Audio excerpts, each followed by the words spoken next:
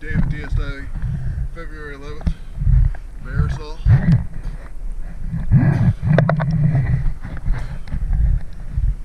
Customer stated, and I found that the stern thruster clamps are a little bit loose.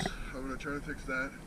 And the zincs on the stern of the boat, or the transom of the boat, are going to need to be replaced fairly soon.